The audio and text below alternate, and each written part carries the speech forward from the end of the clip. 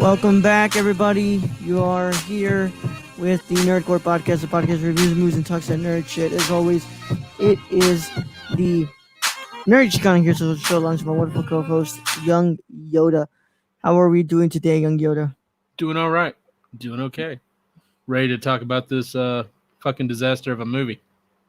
Yep, we're here to finally finish Cult Month. Well, finish to an extent because, this is right now live and early for the patrons, and they get to also get a exclusive review just for them. So, they get to they actually get the end of the month, but this is the end of the month for the public. And if you want to check that out, all you got to go to is patreon.com/nerdcore right there. So at $2 tier, you'll be able to get that extra review, which is going to be the thing.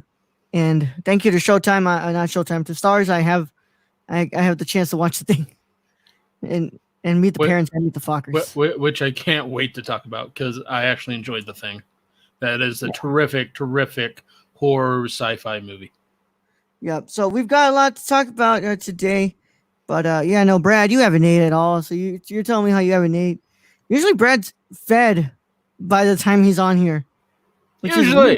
Usually this is I had breakfast. So we had a late breakfast, but I haven't had anything since. So I'm a little cranky. I've been drinking a little bit. And also, I fucking hate this movie. All right, man. Let's go ahead and get into it then. Let's stop beating around the bush. There was a lot of bush. Yeah. A lot of bush.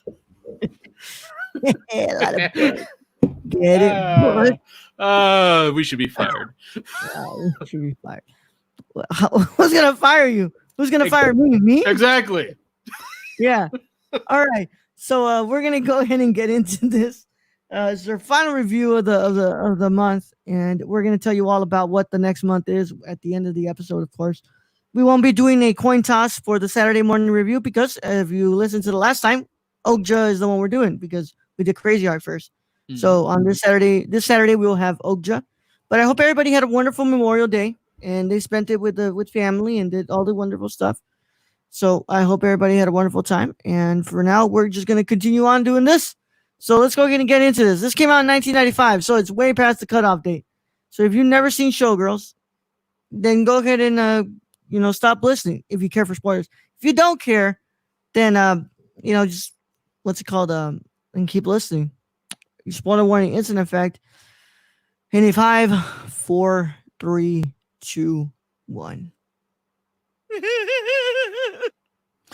All right, let's go ahead and get into this from the wonderful source known as Wikipedia, right, Brad? Mm-hmm. Right. Showgirls is a 1995 erotic drama film written by son of a bitch. Butcher it. Esther Hus. I mean, that's what I would have said. And directed by Paul Verhoeven. It stars former teen actress Elizabeth Berkley, Kyle MacLachlan, and Gina Gershon. The film centers on a street-smart differ who ventures to Las Vegas and climbs the seedy hierarchy from stripper to showgirl. Produced on a then sizable budget of approximately $45 million. That's where you just got it wrong, buddy boy. Significant controversy and hype surrounding the film's amounts of sex and nudity preceded its theatrical release. In the United States, the film was rated NC-17 for nudity and erotic sexuality throughout, some graphic language and sexual violence.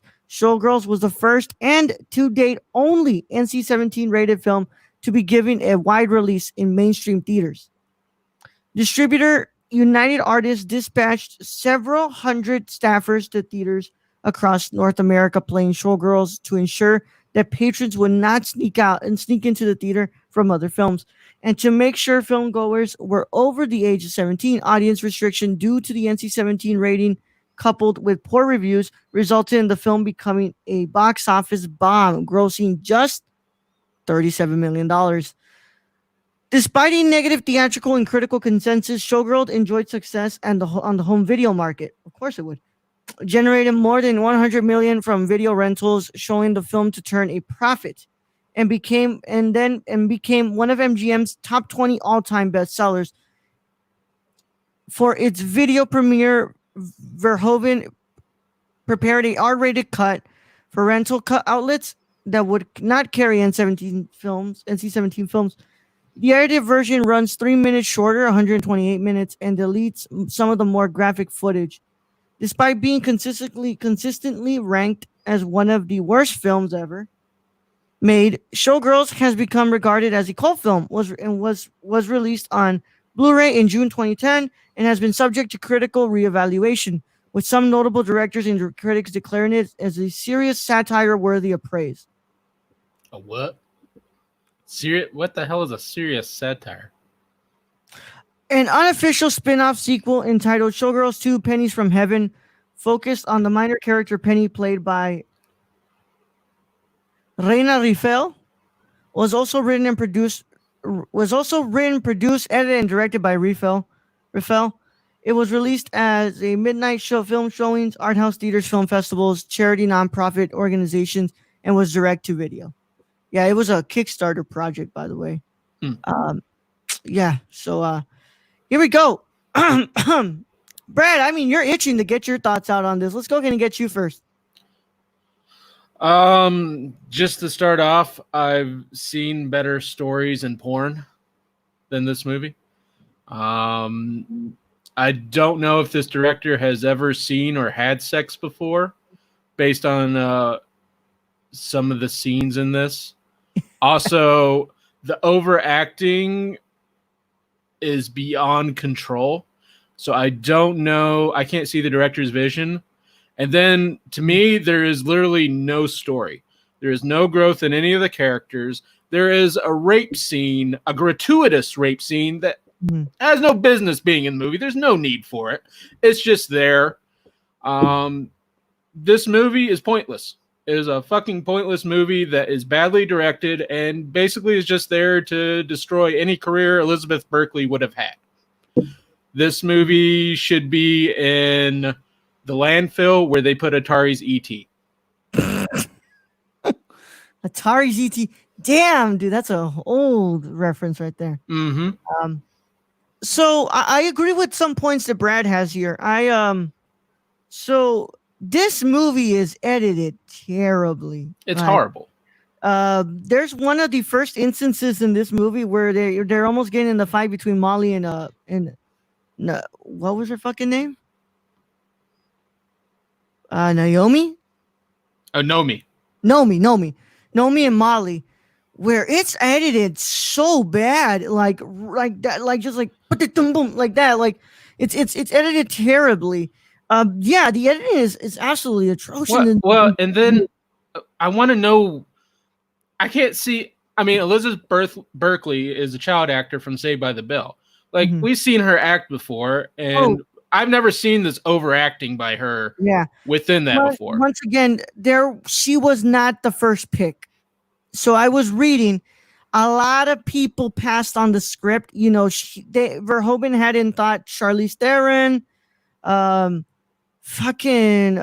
Anderson, and other names. One actress even passed on the script because she said it was very sexist.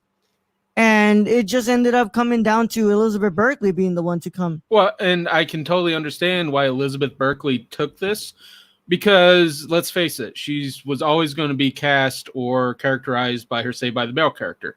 She's going to be typecasted for the rest of her life. This just went way across the line to the point where she really couldn't find any work after this, I'm sure. Well, her agent dropped her. Yeah. I mean, this was so bad for Elizabeth Berkley that what her own agent dropped her. It was horrible for her. That's what makes me feel bad watching this film, because if we're being real honest here, her performance wouldn't be terrible if the director wasn't incompetent, because I agree. The script is there. I mean, just the early scene with the French fries, because that one sticks out in my fucking mind as the very earliest overacting. Yeah, where she's just flipping French fries all over the place, and it's just like that's all the directors. That's the director. The director's probably telling her that, because no actress or actor in the right mind would do that. Mm-hmm. And I don't think that would be in the script because there's usually nothing that descriptive would be on the script. It feels like something that Verhoeven probably told her, like, "Oh, what if we do this differently?" And you throw the French fries at Well, her. and it's like he told her to keep doing this over and over again.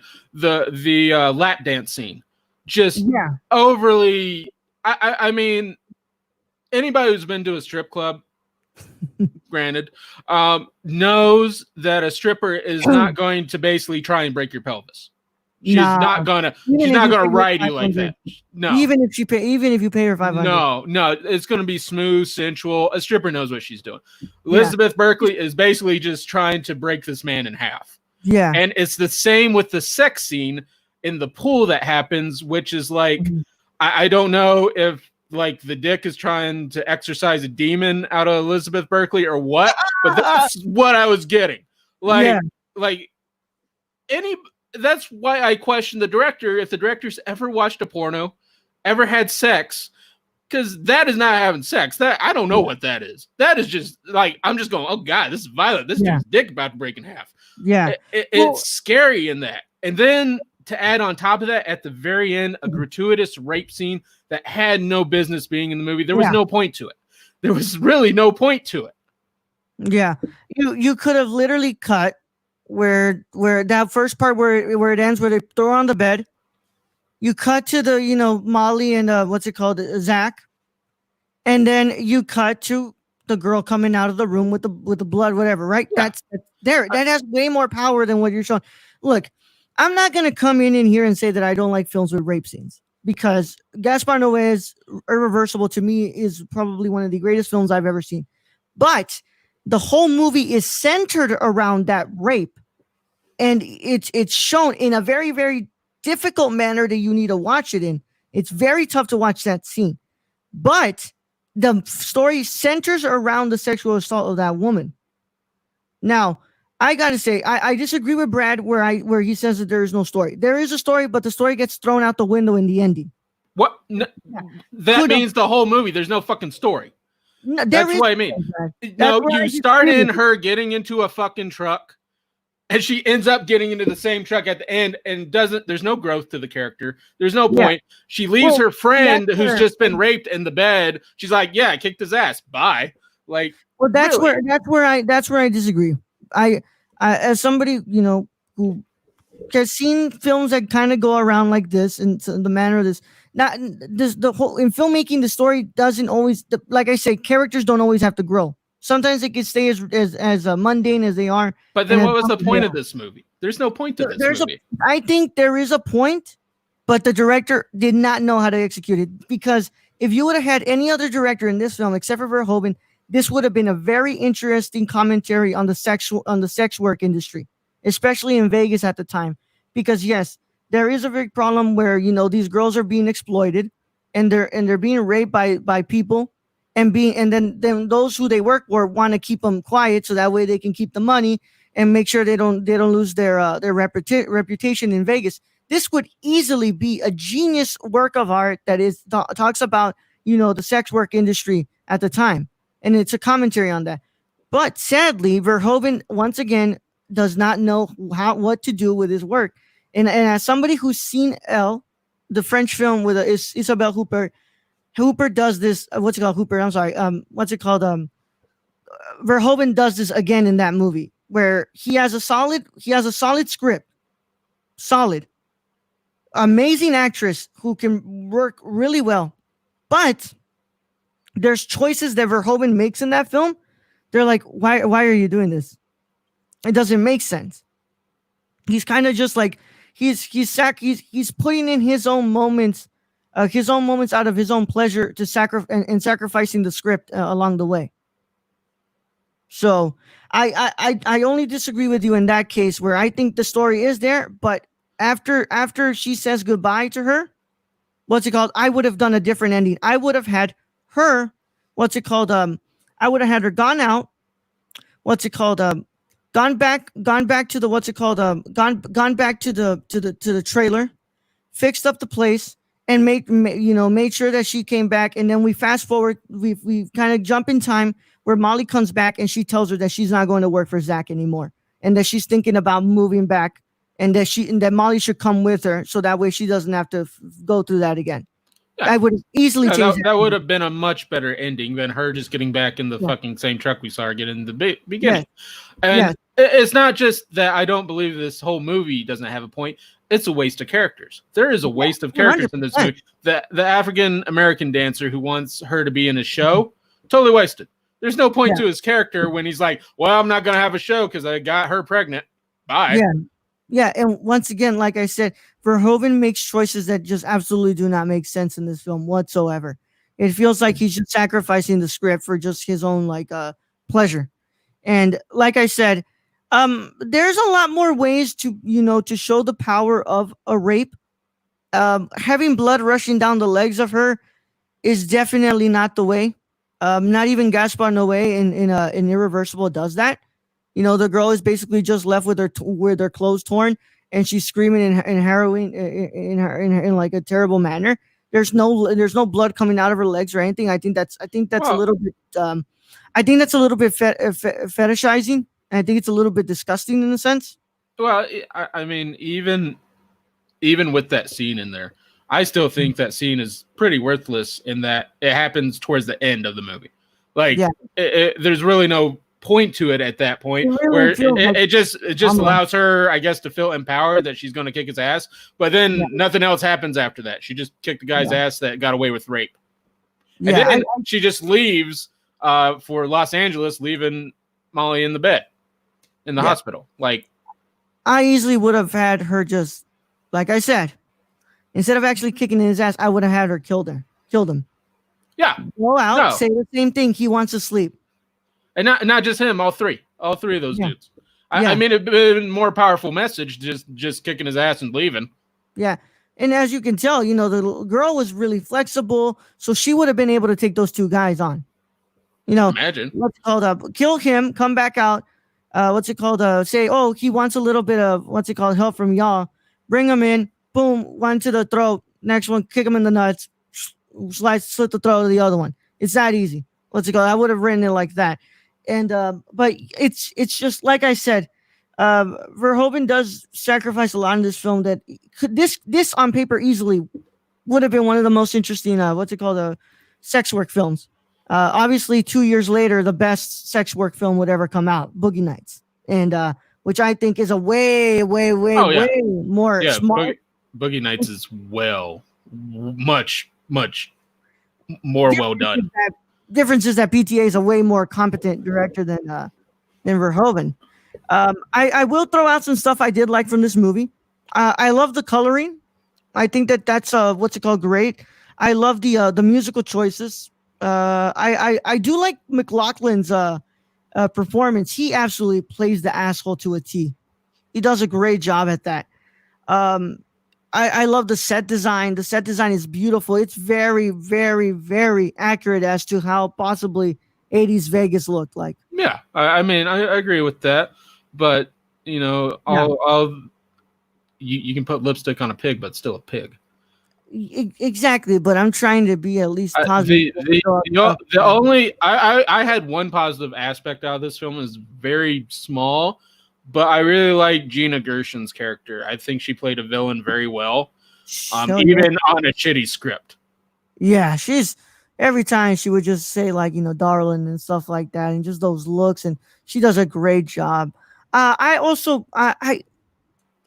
don't know how I felt about the kiss. I think that the kiss was a little bit it was unnecessary. A lot of this movie is just unnecessary. It's Verhoeven just doesn't know how to direct this, and I gave it a 3.5 out of 5 on my letterbox because of mostly the technical aspects that I enjoy.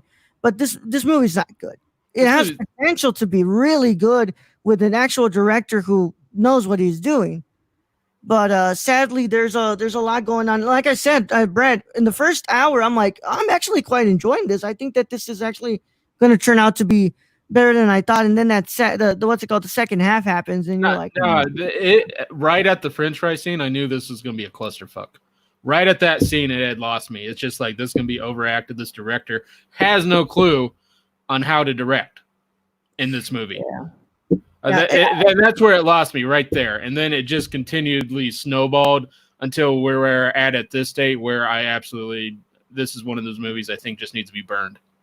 I just think Verhoeven just has. I think Verhoeven has no uh, what's the word I'm trying to say? He has He no had, business tackling these subjects, especially when depicting women in the light that he depicts them, because it does come off very very fetishizing. I think it comes off very very rigid at times. Mhm. I think that Verhoeven, what's it called? Obviously, he must know a little bit of directing there, but it just shows in this film that he sacrifices some decisions for others when they don't really fall in line with the script all that well. I'm just floored at just the ineptitude of this man, and what a waste of $43 million in Elizabeth Berkley's career. That's also where the big what's it called problem is. This easily would have been done on 10 to 20 million. Even less. I mean, it just shows you just how much of a fuck up this movie is. Yeah, dude, fucking who was the editor on this? Hold on.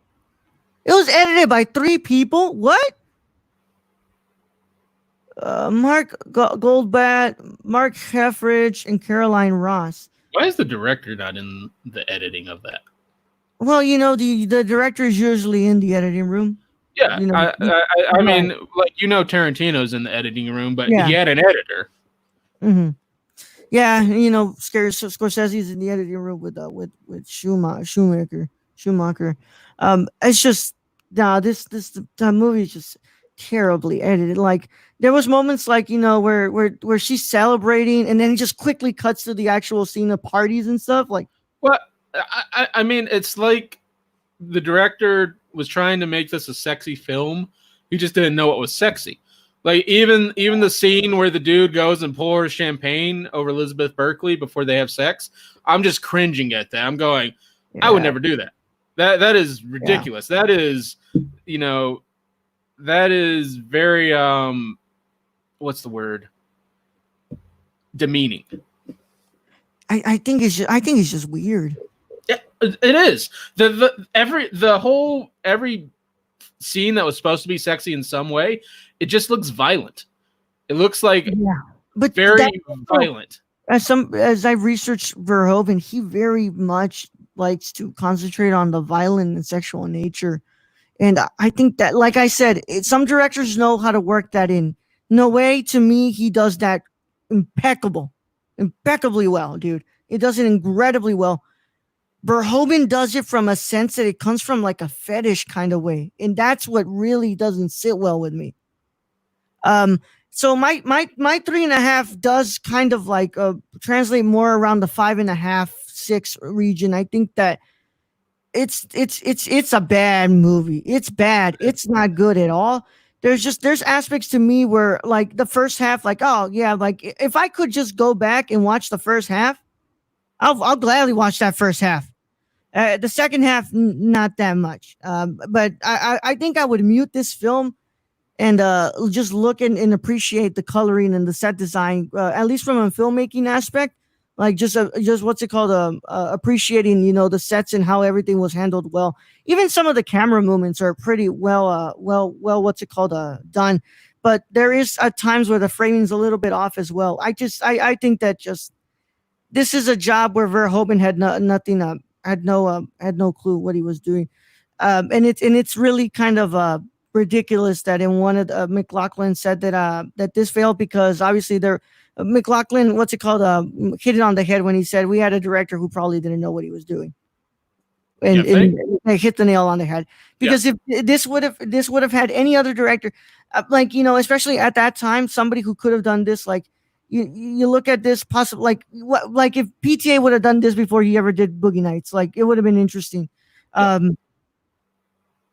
Fucking I don't know what other director comes to mind. I don't know, but I just think that this would have easily been more interesting and more what's it called, well executed if there was somebody behind the camera who knew what his vision was.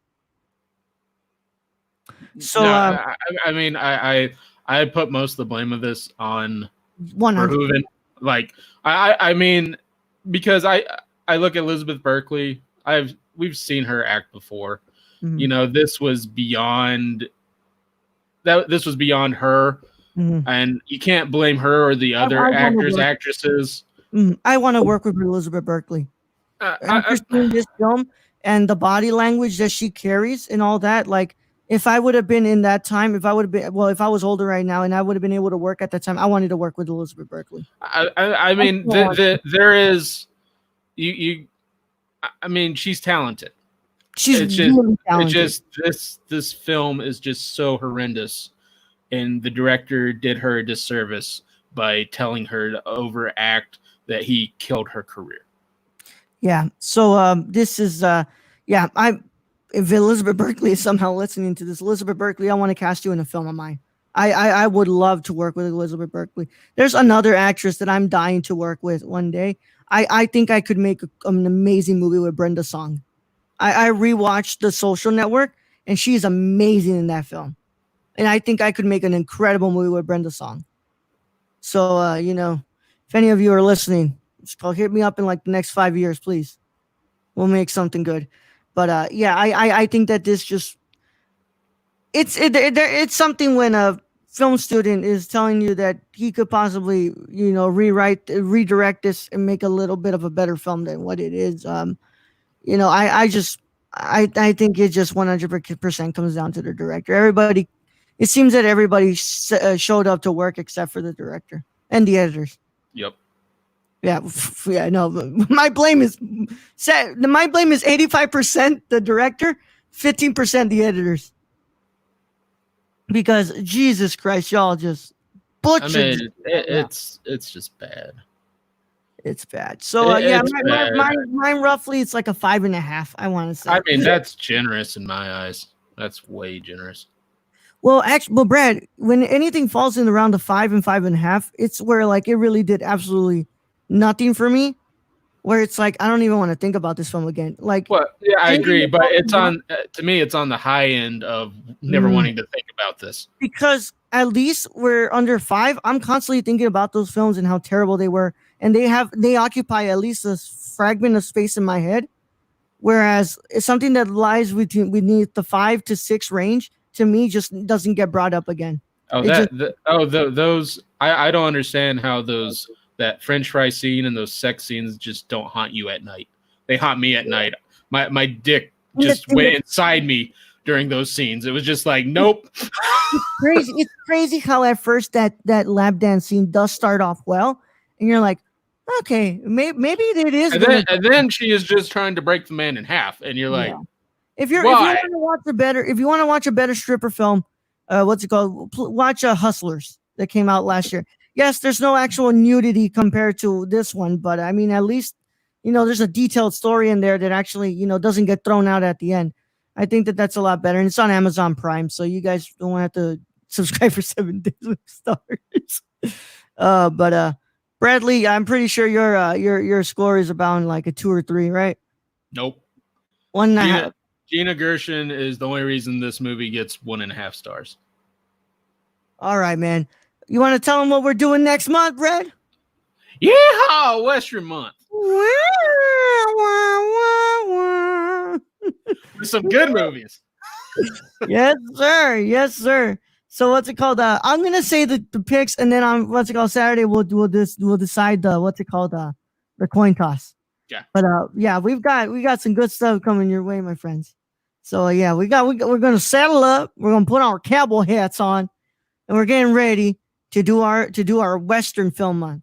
Ride the open range. Yes, sir. Yes, sir. So here we go. Hold on, let me just scroll down here. So Brad, my first pick is A Fistful of Dollars. Brad's first pick is Appaloosa.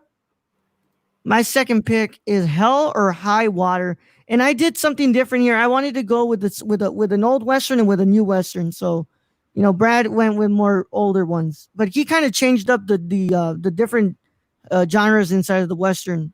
What's it called? Genre. I mean, I chose. So Appaloosa isn't called a comedy Western, but really is a comedy Western. Yeah. And then my next, actually, they're newer Bone films. Tomahawk. Yeah. Bone Tomahawk. They're not old films. Now, if I win the coin toss, no, that's Yeah. an old film. Yeah. And then my Patreon mini choice is Desierto. So we'd be looking around like that is directed by Alfonso Cuarón's son, Jonas Cuarón. And to me, I think that's a Western. And Brad agreed with me where it is a Western. So I think it works. And then Brad's Patreon mini is Jeremiah Johnson. So those are our picks, and you'll find out which ones go first and who gets the Patreon mini on Saturday. But yeah, that's it should be fun, man. I can't wait. I love Westerns. I've always been a fan of the Westerns. We talked a lot of Westerns here.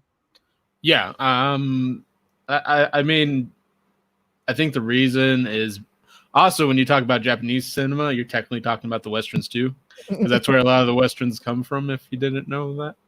You didn't know that? Sergio Leone got sued by Kurosawa. And Kurosawa won, so... Yeah.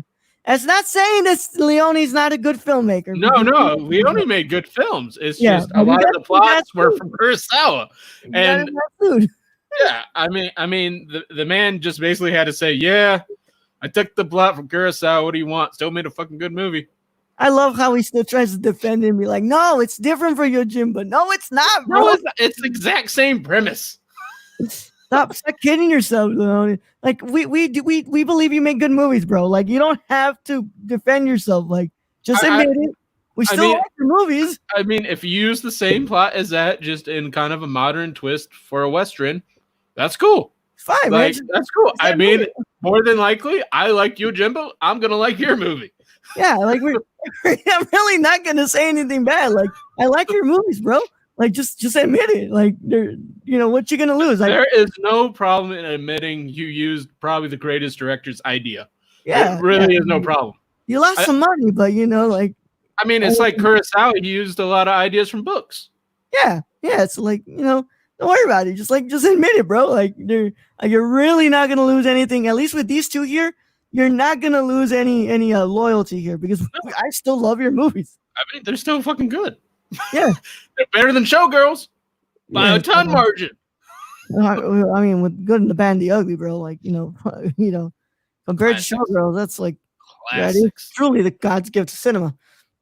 So, yeah, man, we really had a lot of fun on Cult Month. I want to say that mostly, well, Repo Genetic Opera was not good to me, and what's it called? I mean, better than Show. I'd much rather watch Repo Genetic Opera than Showgirls. Like I said, Repo and Showgirls both around the 5 range. I can see why they're cult favorites. Oh, I can definitely see that. But I gotta say, our first 2 movie picks of this month, just fantastic. Fucking fantastic, man. Fantastic. At least we're gonna end it with the patrons with a really good one. I mean, John Carpenter's the thing, my friend. Kurt Russell killing aliens. It's pretty legit. Pretty legit. So I hope you guys had a wonderful day, and I hope you guys enjoyed this review. And we're gonna be coming back to you guys on Saturday when we talk about Okja, and we let you know who's gonna go first on the good old Western month. And for now, we hope you all have enjoyed the month, and let's go ahead and just get ready for the next one and do more movies and have a lot more fun. I am 2 away from getting to the good old 100 movies watched during the year. So I'm at 85 currently, I believe. I think I'm gonna watch The Thing next, and I'm gonna do it. Number 100 might just be Come and See, but I might want to wait for that one for the coin toss. But we'll see. We'll see if Come and See is the next movie I see. So that's a lot of C's. That's a lot of C's. So let's go ahead and get going here, my friends. As always, down there. Oh, well, I gotta take off this right there. Look at that. Look at that nice domain. We paid a lot of good money for that domain, dude. And we're gonna get billed soon for that because it's an annual subscription. But thank you to the Patreons. Thank you to the patrons. Yeah, that right there is how you can find everything about the Nerdcore: written articles, podcasts, social media, bios of who's on the team. I need to make one for Jabril soon, but Jabril never let me take his. Well, we never got the chance to take a picture for Jabril for the site. I mean, he can just send you one. When I want a nice, like, professional looking photo for that man is photogenic as hell. I'm sure he has a ton of good ones. Yeah, man. Well, I mean, the man works out a lot, man. So what's it called? But he might want to take one with his kids, bro. Oh man, but as always, it's been a lot of fun. You can always find us at the Nerdcore _ Instagram at Nerdcore. I want to say thank you to those who support us on Patreon. We are really, really grateful for how you choose to spend your money on us, and you choose to support us. Even if it's just $1 a month, you get these for free. And what's it called? You get these early before anybody sees them. Cinema Condition episode 17 with Brad and I is up on Grave of the Fireflies. Yes, I'm sorry, it is a little bit late, and just Brad and I had a rough ass week with scheduling, so we couldn't record it earlier than I thought it'd be. But the next episode will be a week early for you guys, so just keep an eye on all that stuff, and just use your membership wisely, my friends. As always, we have some producers. We have associate producers, Cassie and Sarah. We want to thank you so much for being wonderful people and helping us out here. We also want to give our hand and extend it to the wonderful executive producers. I'm feeling a burp coming in. Take a shot. Excuse me. Take a shot. I want to burp into the microphone. You did. Everyone heard that. I did on that one. That one came out like that just reverberated. Yeah. Grayson Barker 98 on Instagram, Mordor One Bar on Twitter. Thank you, Grayson, for being wonderful and helping us out with our with your producer privileges here, and being the first of many producers on here. Brad, where can they find Shane? They can find our friend Shane at twitch.tv/SWRKK or at SWRKK Twitch on Twitter. All right. Make sure you guys also go and follow our $25 tier producers. Brown Rice 96. I've been saying it wrong this whole time. Instagram and Twitter, Brown Rice 96. What have you been saying? Brown Rice 69? No, Brown Rice 1996 because that's his gamer tag. Well, if you guys want to add him on PlayStation, Brown Rice 1996. But yeah, that's his gamer tag on there. Also, Real Nerdy Dad on Twitter. Tony, thank you for being here with us, my friend. And whatever you guys think about this film, I forgot to mention one thing, Brad. Yeah, this movie had no business being 2 hours and 13 minutes. 2 hours. No. I literally paused it one time and went, "Oh, are we almost done?" Had an hour to go. This easily can be an hour and 48. Oh, it could easily be an hour 35, probably. Easily. 100%. They took liberties with this. Like I said. Which begs the question, did they edit anything? I was about to say that. Did they edit anything? I mean, the only one who gets away with that is fucking Kurosawa. Kurosawa and Kubrick. Only ones that get fucking away with that. Yep. So, regardless of what we think about the movie, you guys go make up your own decision and watch this film. Use 7 days for free on Stars. Guys, go make your decision up on this and have some fun. Either way, I will say, beautiful women on screen. So it's not the worst. What's it called? It's not the worst exercise on the eyes. I mean, but just when the pelvic thrust are trying to kill a man, it just takes all the sexiness out of it. That's not sexy. Yeah. But without further ado, my friends, let's go ahead and send them out, Brad. All right, Ro. Thank you for being host as always. Thank you to all the listeners out there, all our Patreon supporters. We truly appreciate each and every one of you. Thank you to all those watching us on YouTube, watching us Twitch. Go and like our videos. We appreciate it. Share them. Get us out there. Let your friends know where they can learn here to talk that nerd shit. And thank God this review is over. May I never watch this movie ever again for as long as I live. This is the movie they show in hell on a loop. The good old double feature. Riding the Bullet and Showgirls. It's on a fucking loop down there. Swear to God. Let's hope we go to heaven and it's just Kurosawa. Young Yoda out.